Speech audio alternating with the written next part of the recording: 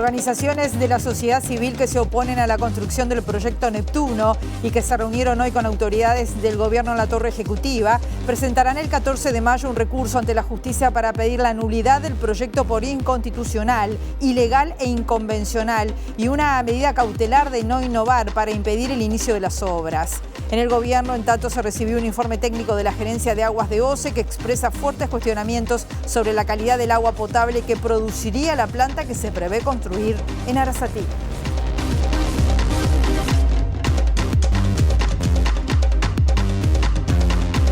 Hola, ¿qué tal? ¿Cómo están? Bienvenidas, bienvenidos a MBD Noticias. Comenzamos con la información con 21 grados a esta hora aquí en la capital. Una jornada que va a seguir con el cielo nuboso cubierto, precipitaciones y tormentas en la noche, vientos soplando del noreste entre 10 a 30 kilómetros por hora y una máxima anunciada por Inumet de 24 grados.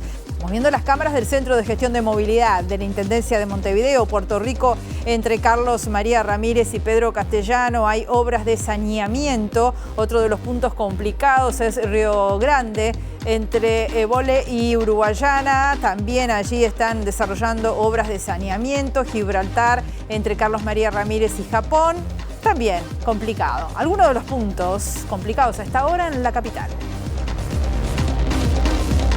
Vemos los títulos que se están destacando.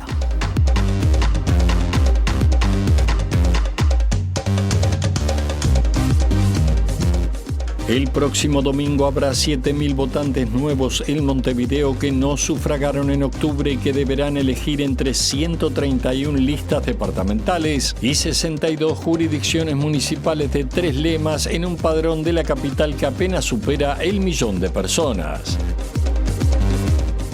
La bancada de ediles del Frente Amplio de Montevideo consideró un agravio a la institucionalidad que el alcalde del municipio Pedro Seaviague, no haya concurrido a la citación de la Junta Departamental.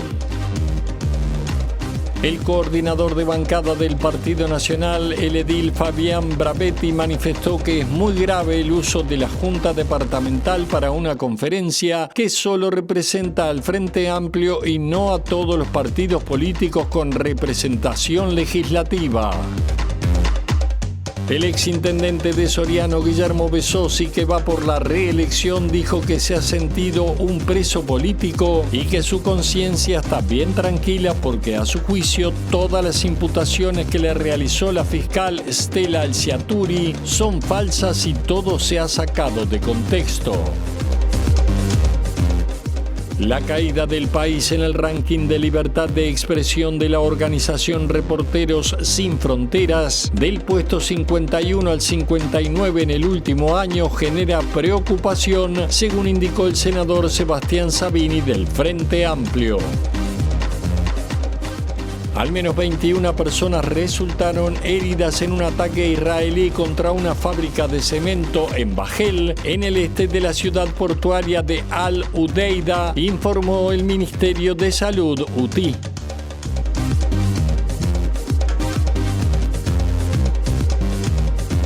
El Poder Ejecutivo recibió hoy a una delegación de la Comisión Nacional en Defensa del Agua, FOSE y otros colectivos para analizar el proyecto Neptuno. El secretario de la Presidencia, Alejandro Sánchez, encabezó esta reunión junto al presidente de OCE, Pablo Ferreri, y el ministro de Ambiente, Edgardo Ortuño. Desde las organizaciones civiles siguen considerando que el proyecto es inconstitucional. Es un proyecto que está en la cuerda floja. Entendemos que es importante tener claro eso, que en este momento nadie lo está defendiendo, ni las autoridades que estaban en este momento recibiendo. ¿Qué se dijo desde el gobierno? Desde el gobierno, bueno, que están en el proceso de intercambiar con las autoridades, que ellos siguen manejando que es un mal proyecto, que la empresa no debería, OCE no debería tomar este proyecto porque no soluciona los problemas. Por lo tanto, bueno, nosotros en eso reafirmamos que el miércoles, el 14 de mayo, vamos a estar presentando un recurso para que el proyecto de Neptuno se declare nulo por inconstitucional. Un informe de la Gerencia de Agua Potable de OCE muestra que el nivel de salinidad del agua del Río de la Plata a la altura de la toma proyectada por el proyecto Neptuno, sumado a la presencia de contaminantes, dificultan el proceso de potabilización. Respaldar a todos los compañeros y compañeras que trabajan en agua potable, que es algo que nosotros decíamos que ellos ya tenían informe, ya tenían conocimiento y son los que más saben de agua potable en Uruguay, ¿no? Donde dicen que la problemática de salinidad es un problema, lo que son las cianobacterias, los bromuros, ¿no? Y también lo que es la reserva de agua, el polder, ¿no? Que no estaría funcionando, que no daría abasto por el tema de la cantidad de días de salinidad que tendría, y que desmitifica también esto de la fuente infinita que siempre nos hicieron creer, sobre todo el gerente general de OCE en el periodo anterior, que decía que el Río de la Plata era una fuente infinita de agua potable. Esto quiere decir que no, porque si vos necesitas una reserva para garantizar el abastecimiento, no tenés una fuente infinita, así que eso creo son datos contundentes para tirar abajo este proyecto. El integrante de Mobus, Raúl Viñas, explicó que en caso de declararse nulo el contrato no se genera derecho para ninguna de las partes, según el artículo 1560 del Código Civil. Porque un contrato nulo no genera ningún derecho para ninguna de las partes, eso se maneja dentro del Código Civil, son los artículos 1560 y los que siguen después de ese, y esa posibilidad, si no la hace directamente el gobierno, se va a estar presentando ante la justicia civil por parte de las organizaciones sociales. ¿En ese sentido ustedes plantean alguna alternativa en cuanto a proyectos? Las alternativas en cuanto a proyectos ya existen. Este proyecto en Arasatí ha sido denegado desde el año 1970 por la inconveniencia del lugar. Ahora se le suma un costo excesivo que se le puso al proyecto. Hay muchas otras opciones para trabajar. El Río de la Plata quizás no sea la más adecuada, pero tenemos la cuenca del Santa Lucía que nos ha servido por más de 150 años. Para el próximo domingo hay 7.000 votantes nuevos aquí en Montevideo que no sufragaron en octubre y que deberán elegir entre 131 listas departamentales y 62 jurisdicciones municipales de 3 lemas en un padrón de la capital que apenas supera el 1.000.000 de personas. El presidente de la Junta Electoral de Montevideo, Martín Prato, destacó la importancia de votar en el tercer nivel de gobierno que en 2020 alcanzó en promedio el 37% de las hojas. En Montevideo hay 2.542 circuitos en 569 locales de votación habilitados, donde se observan pocas variaciones en relación a las elecciones nacionales. Hay 131 listas departamentales, de las cuales 85 presentó el Frente Amplio, 43 la Coalición Republicana y 3 Asamblea Popular. Para la elección municipal, recordad que es una elección simultánea, la elección departamental donde elegimos el intendente y los 31 ediles, y la elección municipal donde elegimos el consejo municipal y el alcalde o alcaldesa, que es el concejal más votado. En comparación con elecciones anteriores, en cuanto a la departamental sí hubo un incremento, y en la municipal pasó lo inverso, o sea, hay menos listas a municipal. En total son 62 candidatos a alcalde en los 8 municipios de Montevideo. La Coalición Republicana presentó 40, 18 del Frente Amplio y 8 Asamblea Popular. En Montevideo 1.024.192 habilitados, son 1.300 menos que la elección de octubre. Eso responde a las cuestiones demográficas de nuestro país. Nuevos votantes hay 7.000 y extranjeros que van a votar aproximadamente unos 3.000.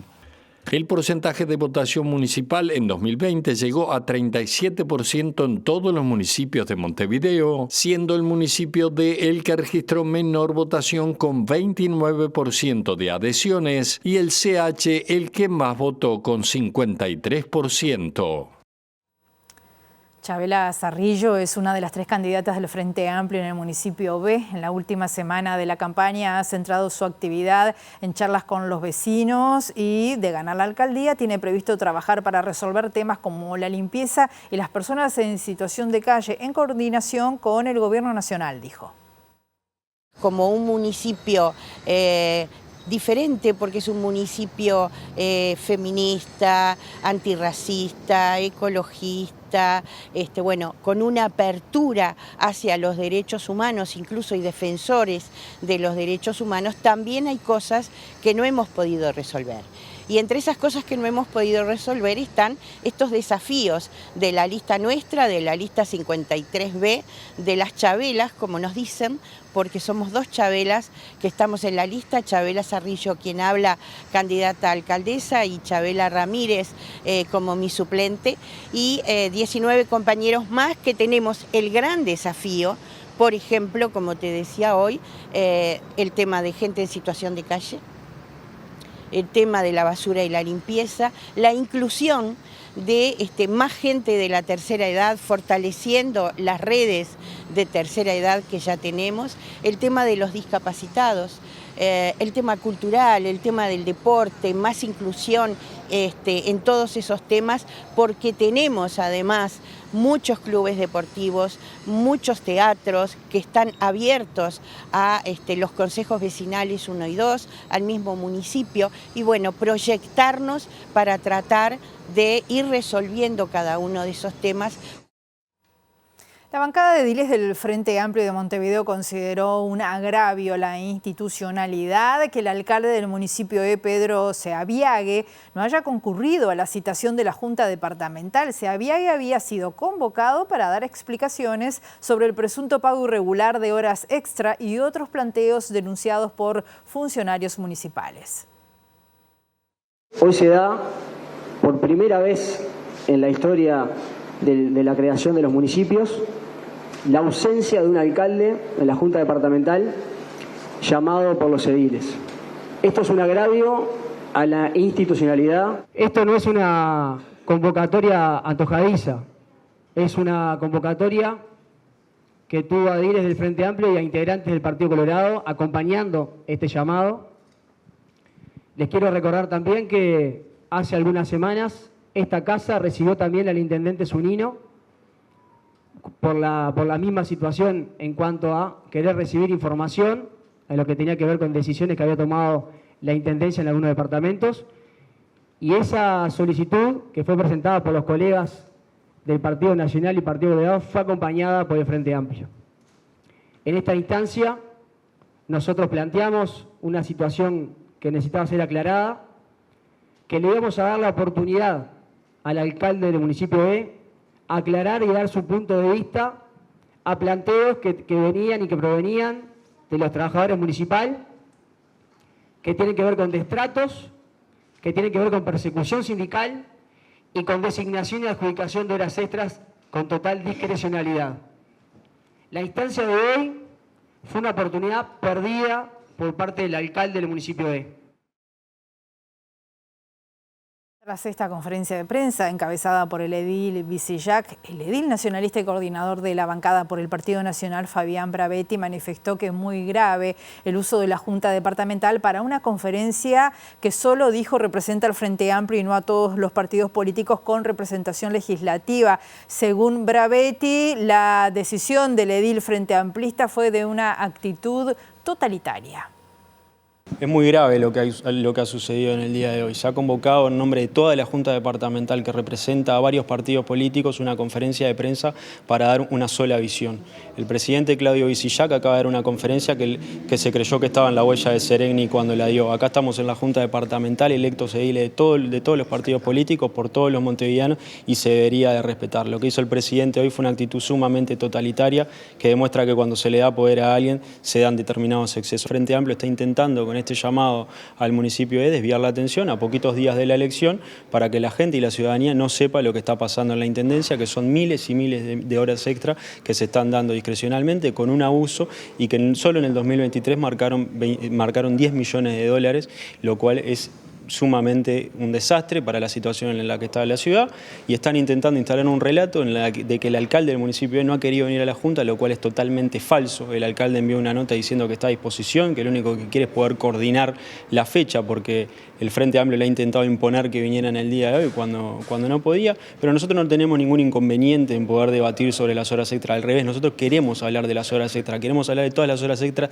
de la Intendencia y de todos los municipios. Nosotros no le huimos al debate, y por eso con la bancada del Partido Nacional, que me acompaña aquí detrás, hoy presentamos una sesión extraordinaria para el miércoles a las 14:30 horas para que pueda venir el intendente con gestión humana. Si no tienen nada para esconder y si el Frente Amplio quiere hablar de las horas extras en Montevideo y en los municipios, nosotros estamos a total disposición. De querer venir acá a dar una conferencia de prensa, intentar hablar e intentar poner un manto de dudas sobre lo que sucede en un municipio es pegarse un tiro en el pie, porque quien da las horas extras a los municipios es el intendente de Montevideo. Un tribunal de apelaciones flexibilizó las medidas cautelares aplicadas al ex intendente de Soriano y candidato a la reelección por el Partido Nacional, Guillermo Besosi, quien en adelante podrá abandonar su vivienda donde permanecía en régimen de prisión domiciliaria desde marzo. El dictamen judicial estableció el levantamiento del arresto domiciliario total, por lo que el ex intendente de Soriano y candidato a la reelección por el Partido Nacional podrá participar de forma presencial del tramo final de la campaña electoral para las elecciones del próximo domingo. De todas formas, el dirigente deberá cumplir con medidas limitativas de la libertad, como mantenerse bajo arresto domiciliario por las noches, entre las 0 y las 7, presentación semanal ante una dependencia policial, imposibilidad de acercamiento a dependencias de la Intendencia de Soriano. En marzo, Besosi y otras personas que ocuparon cargos en la Intendencia de Soriano fueron imputadas por la fiscal Estela Alciaturi por presuntos delitos contra la administración pública. Y el exintendente de Soriano, Guillermo Besosi, que va por la reelección, dijo que se ha sentido un preso político y que su conciencia está bien tranquila porque a su juicio todas las imputaciones que le realizó la fiscal Estela Alciaturi son falsas y todo se ha sacado de contexto. En diálogo esta mañana con Radio Sarandí, Besosi destacó que luego de la decisión de la jueza Menchaca, que limitó su prisión domiciliaria de 0 a 7 de la mañana, como habíamos dicho, volverá a la campaña electoral de la que, según dijo, lo sacaron hace 53 días. Es un tema de la justicia, estoy tranquilo, mi conciencia está bien tranquila, son todas imputaciones a mi entender y la justicia en su momento lo determinará, ¿no es cierto? Pero estoy bien tranquilo, todas esas imputaciones, ninguna es cierta, ninguna. Ninguna es cierta. No, estoy bien tranquilo. Hay grabaciones, captaciones telefónicas de diálogos que usted mantuvo con diferentes personas que fueron utilizados por la fiscal. No, sacadas de contexto, Aldo, no, tranquilo, todas sacadas de contexto, no. Yo soy, en democracia me sentí un preso político. Pero bueno, pero tranquilo, yo voy, ¿sabe qué?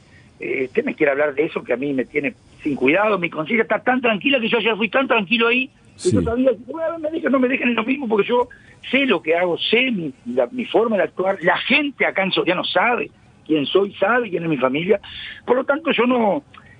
Hoy estoy abocado a la campaña. ¿Yo creo que me llamabas por la campaña? No, lo llamo por la campaña y también por esto. Usted entenderá, Guillermo, con el máximo respeto. Nos conocemos hace años, pero... Ese tema es la justicia. ¿Qué voy a opinar yo cuando hace 53 días me encerraron? ¿No es cierto? Sí. Y hoy la misma jueza dice, y la fiscal no está, porque se fue, la fiscal hizo lo que hizo y se fue, y hoy está cuestionada, y me encerraron 53 días cuando empezaba una campaña.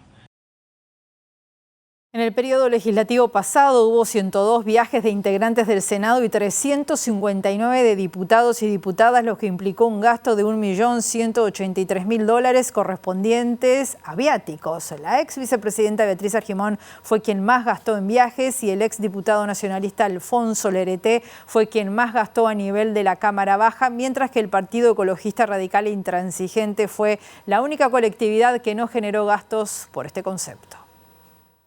El Parlamento uruguayo invirtió más de $1 millón por 2.567 días de viajes. La Cámara de Senadores tuvo un costo de $339.000 y la de diputados $844.000, según informó El País. En la Cámara Alta viajaron 20 senadores y hubo gastos de viáticos por $197.000, de 240.000 entregados, por lo que se devolvió 17% del monto. De los 80 diputados que viajaron, en viáticos gastaron $437.000 en los 5 años y devolvieron un porcentaje similar al de los senadores, 20%. Quien destinó más dinero fue Beatriz Argimón, con 15 viajes. La siguió en la lista el cabildante Raúl Lozano, que estuvo en el Senado hasta que asumió como ministro de Vivienda ante la renuncia de Irene Moreira. El tercero es el nacionalista Amini Furi.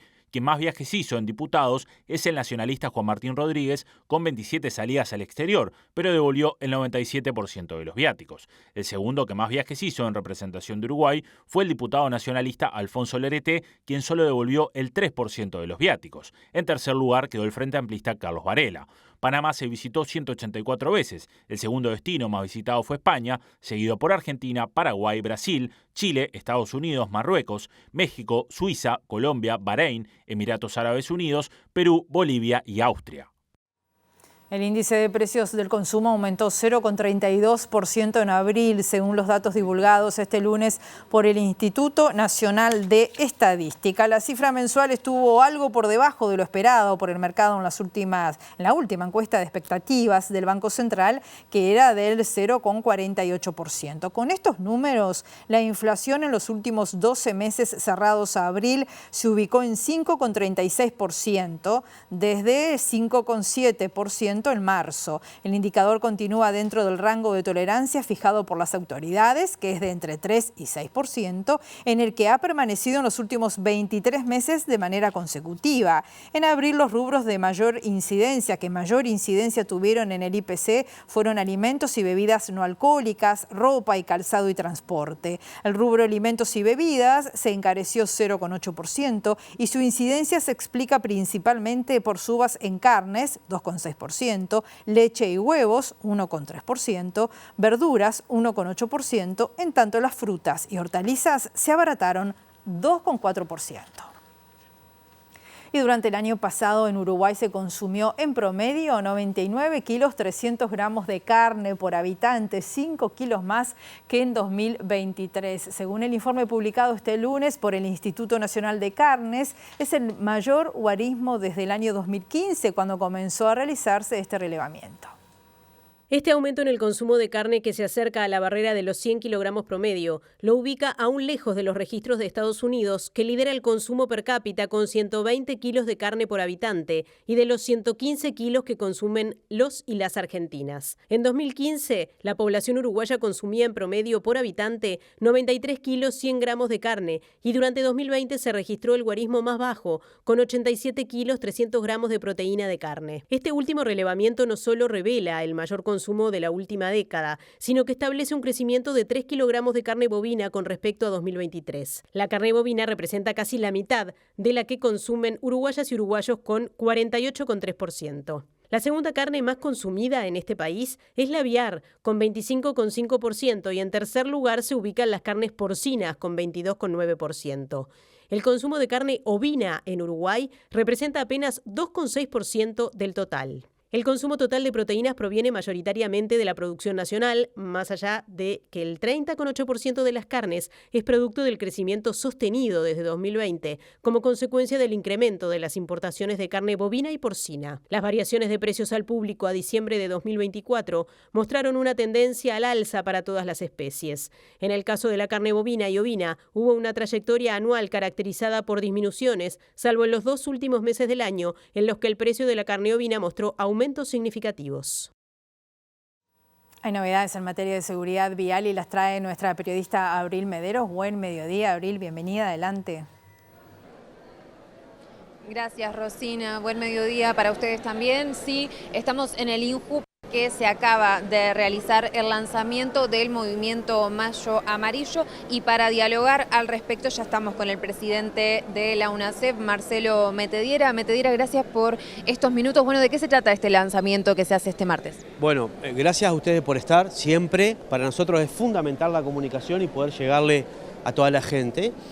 Mayo Amarillo es un movimiento que surge en Brasil y que habla de un mes de concientización de la movilidad y de la seguridad vial, ¿no? Poner el tema en debate, así como tenemos dentro de unos días, el 20 de mayo, que nos hace reflexionar sobre derechos humanos, o el 8 de marzo. Bueno, en este caso, el Mayo Amarillo reflexiona sobre la seguridad vial. Y bueno, lanzamos hoy de manera oficial actividades que van a haber en todo el país, organizadas por las intendencias, por las jefaturas, por Caminera, por la sociedad civil, que se organiza con las unidades locales de seguridad vial, y nos pareció fundamental, en función de los datos estadísticos que tenemos, hacer una alianza con el INJU. Como decíamos en el informe, la mayor cantidad de personas fallecidas y lesionados en el tránsito son gurises entre 20 y 29 años. Entonces entendíamos necesario y natural elaborar políticas de seguridad vial desde esta casa, y bueno, estamos aquí haciendo esta presentación.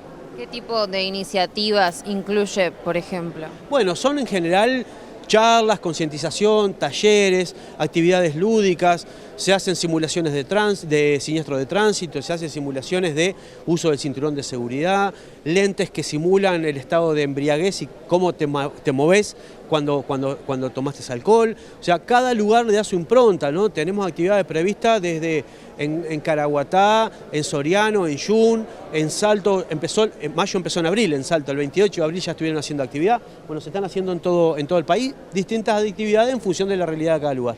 Hace muy poco se presentaron los datos del informe 2024 que mostraba que había habido un retroceso en todos los indicadores en materia de seguridad vial. Además de este movimiento Mayo Amarillo, ¿qué otras iniciativas está tomando la UNACEV para paliar esa problemática? Bueno, nosotros estamos trabajando sobre un plan que lo tenemos casi cerrado, que habla de 4 pilares: el tema institucional, el tema normativo, porque hay decretos y leyes que hay que seguir avanzando y resolviendo, la columna operativa y la de impacto. Y eso lo hacemos en 3 periodos de tiempo, de 0 a 6 meses, de 6 a 18 y 18 hasta el final del periodo. Ahí vamos a estar instrumentando distintas políticas públicas que tienen que ver con lo educativo, con la fiscalización, con nueva legislación, con el permiso de conducir por punto, con incluir la educación de manera formal en la educación vial de manera formal en la educación pública. También modificaciones vinculadas al legislativo. ¿Qué pasa con los vehículos que están sin matrícula? Quizás tenga que integrarse también a la ley de falta. O sea, un montón de acciones que en la medida que estén ejecutándose todas juntas va a tener realmente un impacto. Ninguna de ellas por sí solo va a resolver la temática. Estamos en vivo para Telemundo, justamente a repasar, porque la presentación hoy de este Mayo Amarillo tiene que ver con las cifras. El 60% de los implicados en siniestros de tránsito son jóvenes. ¿Qué análisis se está haciendo y qué trabajo se van a llevar adelante justamente desde la UNACEV para evitar esta cantidad de accidentes que involucran a jóvenes de nuestro país? Bueno, mira, el 55% de las personas lesionadas y fallecidas está dentro del rango de 15 a 34 años. Si uno achica un poquito más, el 34% está entre 20 y 29. Y si achicaba un poquito más, casi el 20% está entre 20 y 25 años. Estamos hablando de gurises, estamos hablando de no solo la problemática de la seguridad vial, pongámoslo en perspectiva, esa expectativa de vida, esa cuestión hasta productiva, si se quiere, en clave país. Estamos discutiendo la seguridad social de alguna manera, esto también tiene que ver con esas cosas.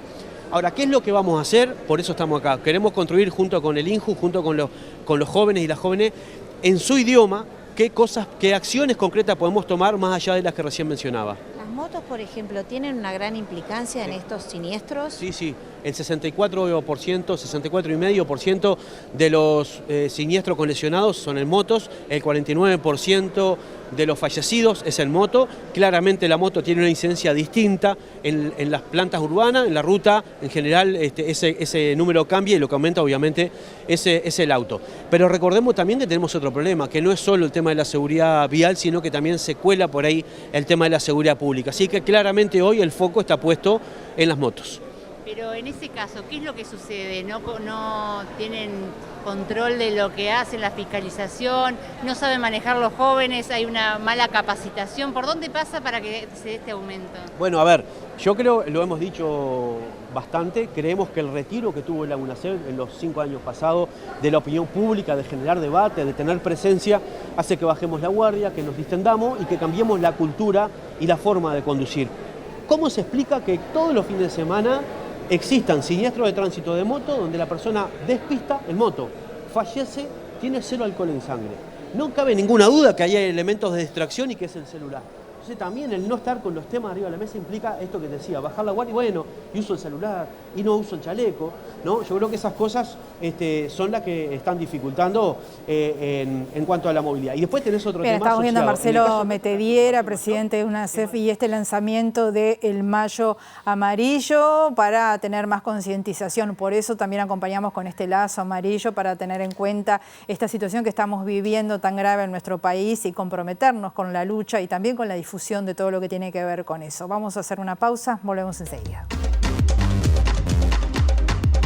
Segundo bloque de MBD Noticias, continuamos con la información con 21 grados a esta hora aquí en Montevideo. La Federación de Funcionarios de la Salud Pública espera que el próximo presupuesto que se le asigne a ACE contemple lo que consideran la pérdida salarial y de derechos que aseguran sufrieron en la anterior administración. El sindicato de trabajadores está preocupado además por la situación de funcionarios que son contratados para suplencias sin ningún tipo de derecho laboral.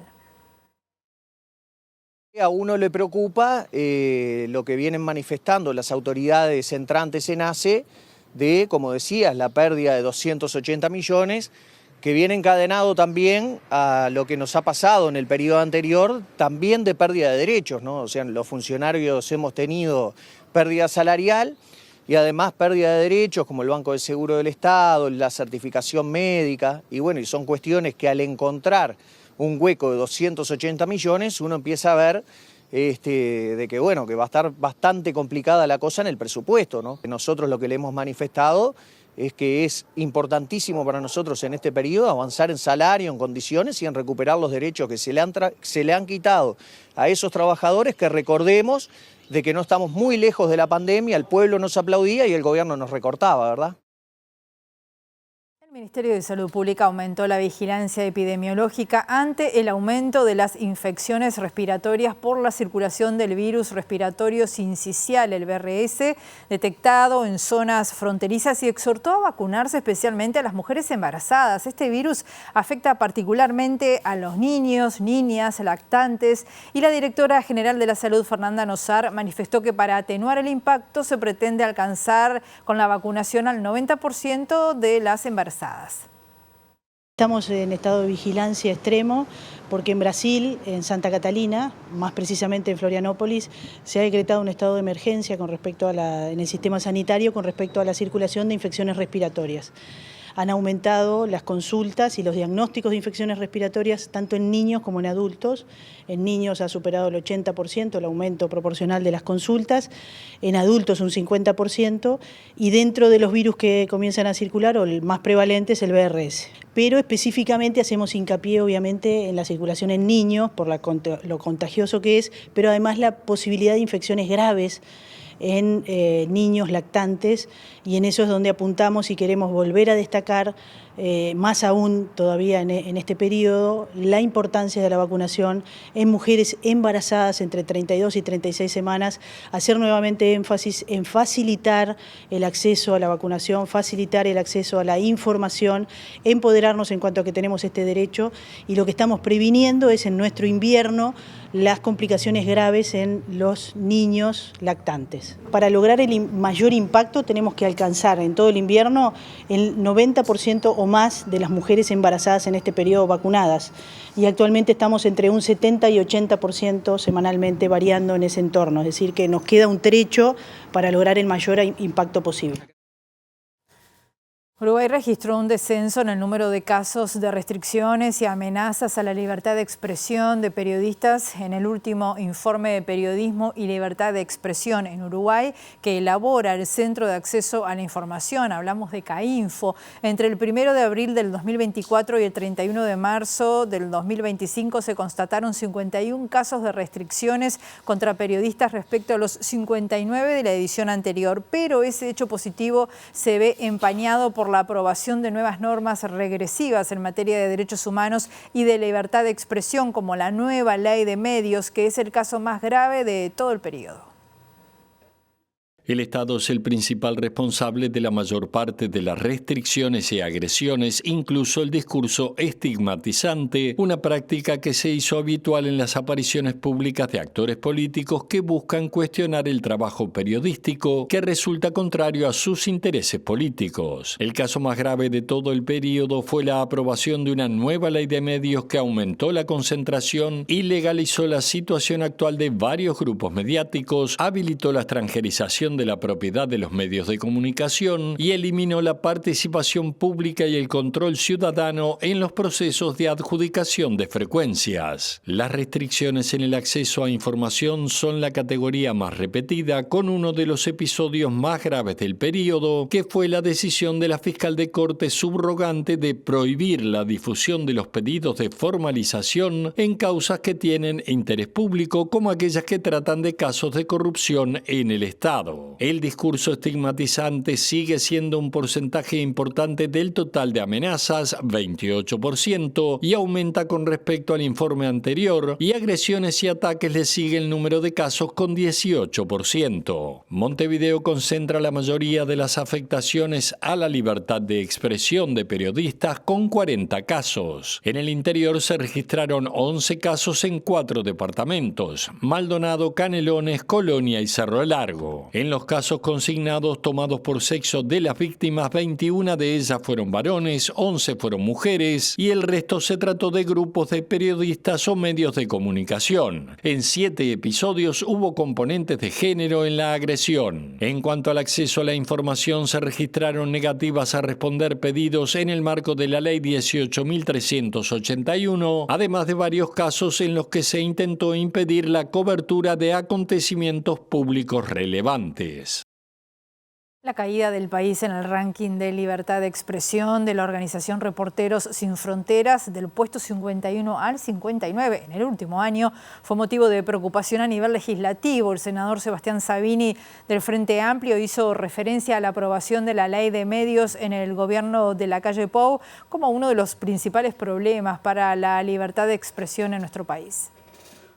El reporte mundial señala que el periodismo en América se enfrenta a retos estructurales y económicos persistentes, concentración de los medios de comunicación, fragilidad de los servicios públicos de información y precariedad de las condiciones laborales. El informe señala que aunque las agresiones físicas contra los periodistas son el aspecto más visible de las vulneraciones a la libertad de prensa, las presiones económicas más insidiosas también representan un obstáculo de primer orden.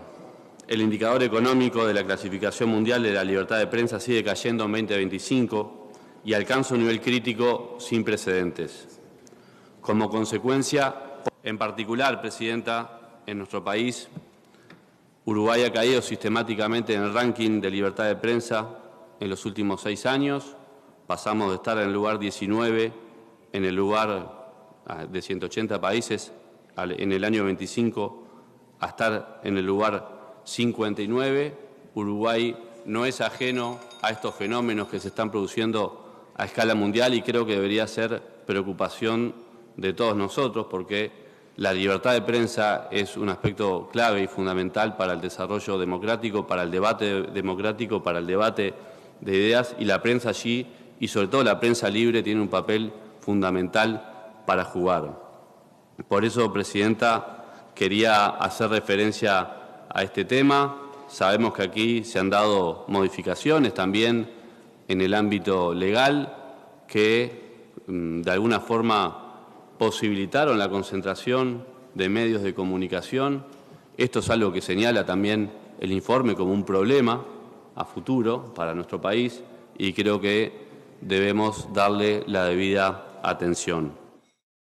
El martes 20 de mayo será extraditada de España a Paraguay la uruguaya Yanina García Troche, imputada por lavado de dinero en la causa conocida como A Ultranza PI, que tiene a su esposo Sebastián Marcet como prófugo y principal implicado. La fecha fue definida este lunes por la justicia española. Yanina García Troche está imputada en la causa A Ultranza PI, la más grande contra el narcotráfico en la historia de Paraguay, desde febrero de 2022, al igual que su esposo. Ella por lavado de activos y él por liderar una organización dedicada al tráfico de cocaína desde Sudamérica a Europa y Estados Unidos. La mujer se mantuvo prófuga junto con su pareja e hijos hasta julio de 2024, fecha en la que fue detenida en el aeropuerto de Barajas, en Madrid, cuando intentaba abordar en solitario un vuelo hacia Dubái, donde se presume se mantiene clandestino Marcet. Con la captura de García Troche se puso en marcha el proceso de extradición que en varias instancias se intentó frenar sin éxito por parte del abogado uruguayo de la familia Marcet, Santiago Moratorio. Según la Fiscalía de Paraguay, Yanina García constituyó una sociedad empresarial y abrió una cuenta bancaria para blanquear dineros espurios en el sistema financiero local. local. Bolivia también había pedido la extradición de García Troche y de Marcet, ya que tras el inicio de la operación a ultranza se trasladaron a ese país, desde donde siguió operando hasta que en junio de 2023 fue detectado por la policía, aunque una vez más logró huir con su familia.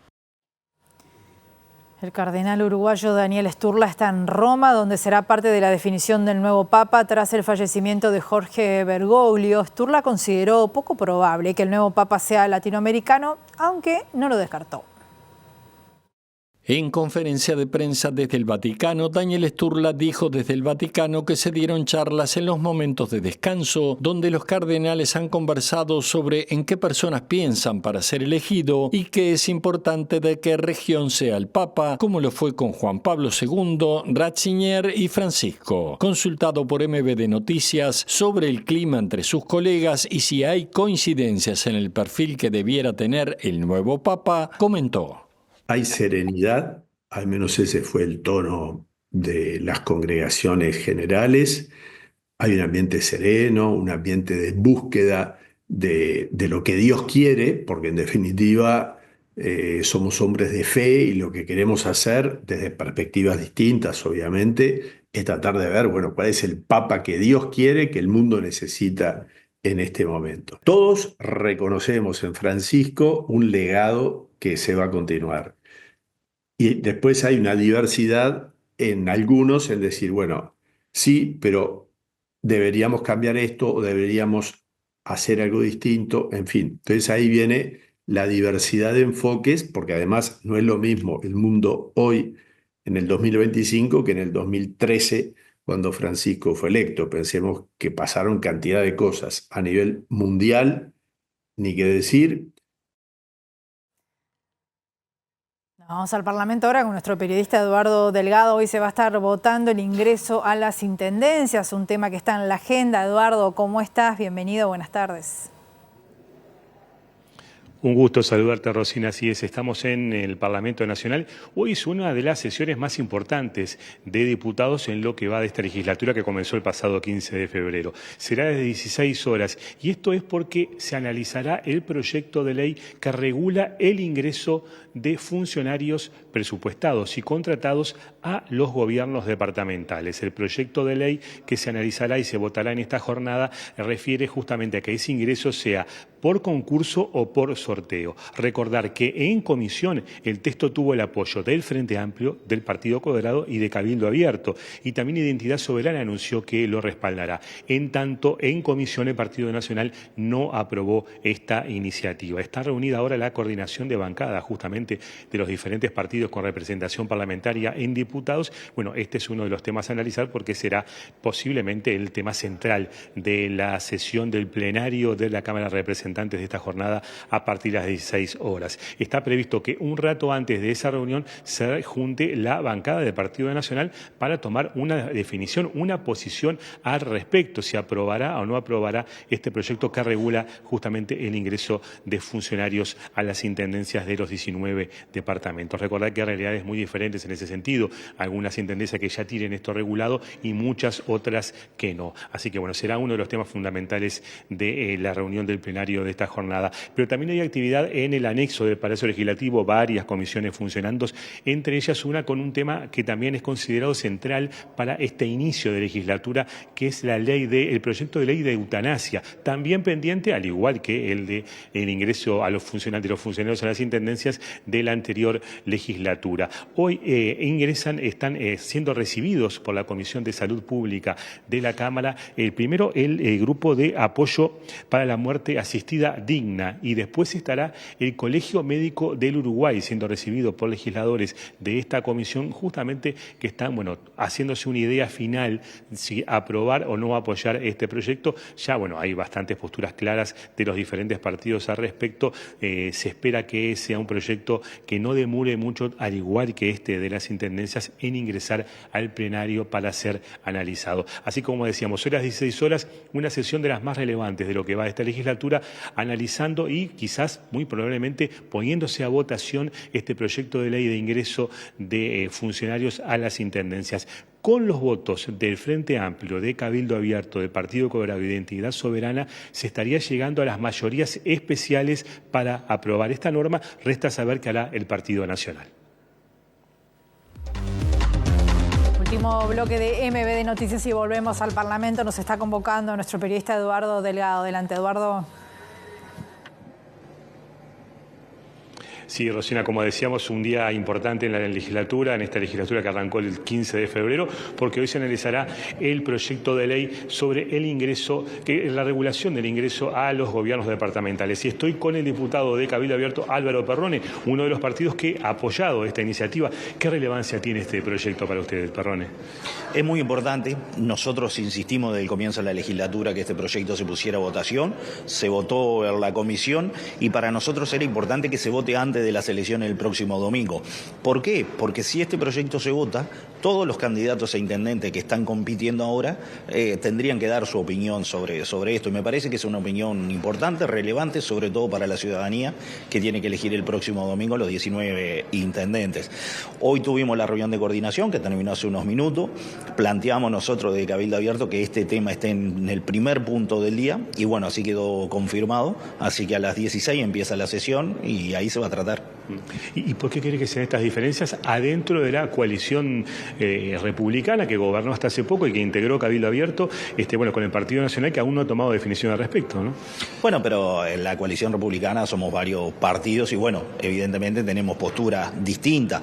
Pasó en el Senado en su momento cuando también el senador Adrián Peña había presentado este proyecto.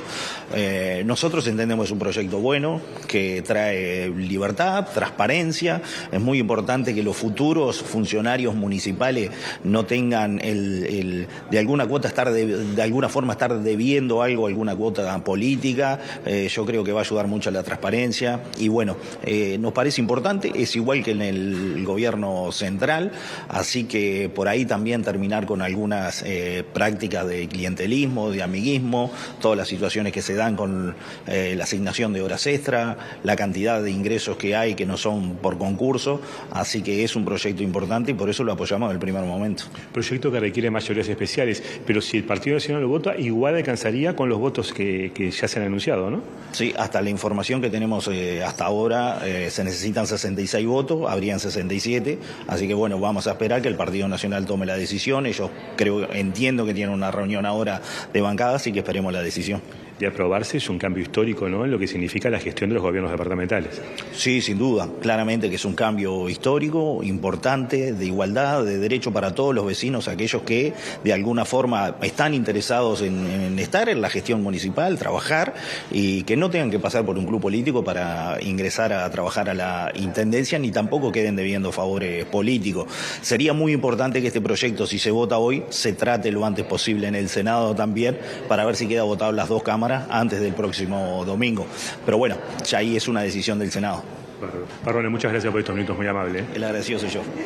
Rosina, volvemos contigo allí a estudios, 16 horas. Ahora será el principal tema, el tema número 1 de la sesión del plenario de diputados, la regulación del ingreso de funcionarios a los gobiernos departamentales. Muy bien, muchas gracias, Eduardo. Nosotros nos vamos. 18:55 la edición central de MBD Noticias, o mañana a las 8 la primera edición. Que pasen muy bien.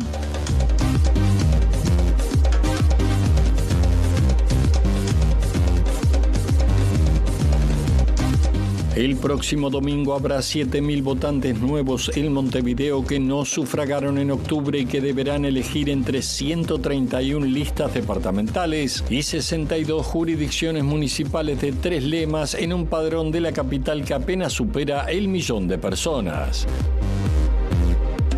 La bancada de ediles del Frente Amplio de Montevideo consideró un agravio a la institucionalidad que el alcalde del municipio Pedro Seaviague, no haya concurrido a la citación de la Junta Departamental.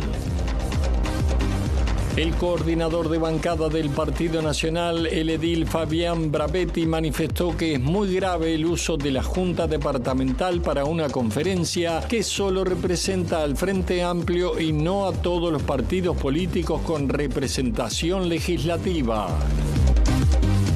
El exintendente de Soriano, Guillermo Besosi, que va por la reelección, dijo que se ha sentido un preso político y que su conciencia está bien tranquila porque a su juicio todas las imputaciones que le realizó la fiscal Stella Alciaturi son falsas y todo se ha sacado de contexto. La caída del país en el ranking de libertad de expresión de la organización Reporteros Sin Fronteras, del puesto 51 al 59 en el último año, genera preocupación, según indicó el senador Sebastián Sabini del Frente Amplio. Al menos 21 personas resultaron heridas en un ataque israelí contra una fábrica de cemento en Bajel, en el este de la ciudad portuaria de Al-Udeida, informó el Ministerio de Salud UTI. Las organizaciones de la sociedad civil que se oponen a la construcción del proyecto Neptuno y que se reunieron hoy con autoridades de gobierno en la Torre Ejecutiva presentarán el 14 de mayo un recurso ante la justicia para pedir la nulidad del proyecto por inconstitucional, ilegal e inconvencional y una medida cautelar de no innovar para impedir el inicio de las obras.